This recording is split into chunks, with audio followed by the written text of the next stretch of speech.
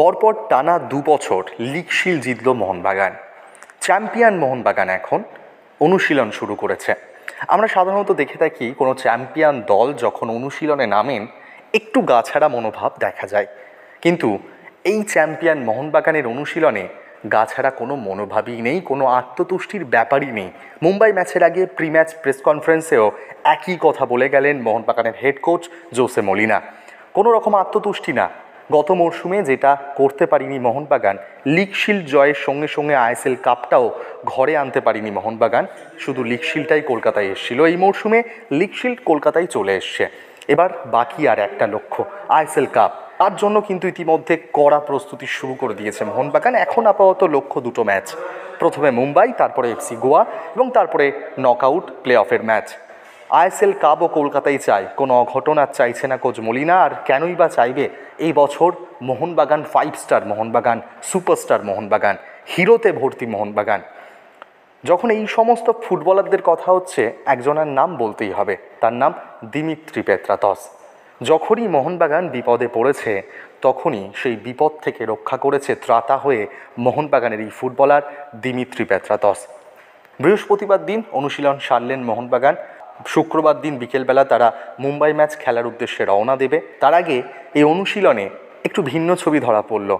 বেশ কিছু মোহনবাগান ফ্যান গ্রুপের সমর্থকেরা উপস্থিত হয়েছিলেন। তারা মোহনবাগান ফুটবলারদের হাতে কিছু উপহার তুলে দিলেন। দিমির হাতে তুলে দিলেন পাল তোলা নৌকা, যাতে লেখা ছিল দিমি গড।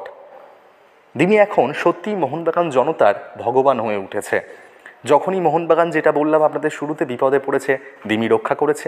লিগ শিল্ডের ম্যাচ ওড়িশা মুখোমুখি, যুবভারতী চত্বরে ঘোরার সময় সমর্থকদের সঙ্গে কথা বলার সময় সমর্থকদের মুখ থেকে শোনা যায় দিমি যেহেতু অফ ফর্মে ছিল, সমালোচিত হচ্ছিল ফুটবলার, কিন্তু একটা আবেগ কোথাও না কোথাও বেঁচে ছিল।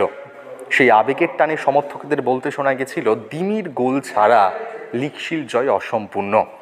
দিমি সেই আক্ষেপ মিটিয়েছে, কথা দিয়ে কথা রেখেছে দিমি, সেটা করে দেখিয়েছে। সেই দিমির একটি মাত্র করা গোলেই লিগ শিল্ড জিতল এবছরও মোহনবাগান। তবে এরপরে লিগ শিল্ড জেতার পরই সন্তুষ্ট হয়ে পড়লে চলবে না, সেটা কোচ মলিনার মধ্যে কিন্তু বেশ পরিষ্কার। কোচ মলিনাও একই কথা বললেন। এবার লক্ষ্য মুম্বাই, গোয়া, তারপরে নকআউট ম্যাচ, তারপরে আইএসএল কাপ। সেই কাপও কলকাতায় আনতে চান। তবে এদিন শুধু দিমি না, শুভাশিস বসুর হাতেও তুলে দেওয়া হলো এক বিশেষ উপহার।